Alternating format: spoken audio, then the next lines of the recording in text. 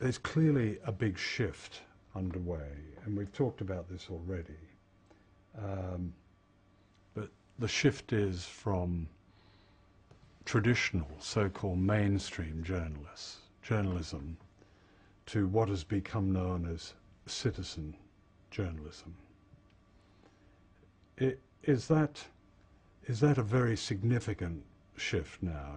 Is the whole nature of journalism likely to change because of this trend? It is changing, and the changes will be dramatic. But I'm not one to sell citizen journalism as being, at the moment, being a great answer yet. And because what I see in the alternative press is very little journalism going on. In fact, what I see is people taking the front page of the New York Times, using that as their issue of the day, and saying, I don't agree with it, or I do agree with it. And when our idea is that our material would spark tremendous amounts of citizen journalism, because all these people who write opinion pieces on blogs and so on, when given the complaint, why aren't you doing any real journalism? Why aren't you going and research or investigating something?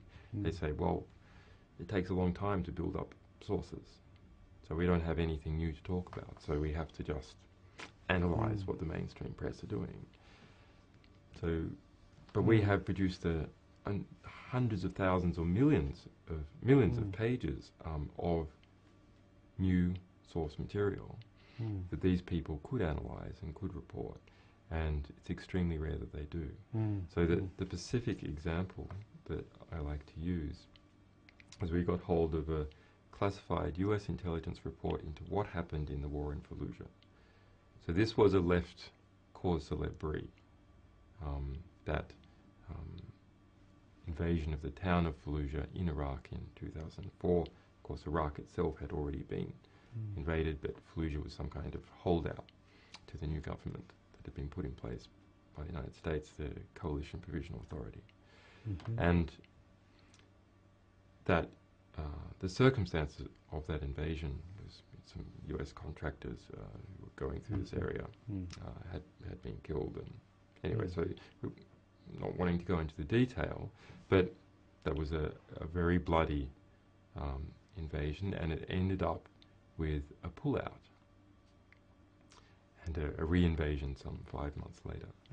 So what were the circumstances? Everyone knew that all sorts of tragedy had occurred in that town.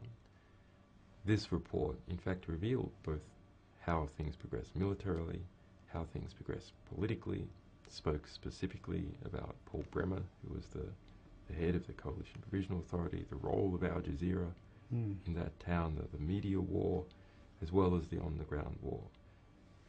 The different tribal regions, classified secret by a US Army ground intelligence. So we took this classified US intelligence report about Fallujah and released it. So all citizen journalists, academics, employed journalists could analyse it, write about it, call up the US military, ask them about it, ask the countries involved, human rights groups, what was going on, etc. This was the raw primary ingredient that you needed to actually do some journalism. And mailed this out to 3,500 people on our mailing list. And the result was not a single citizen journalist did anything. The first person to publish was a friend, Sean Waterman at UPI, who was the national security reporter. And then another 5 professional press journalists.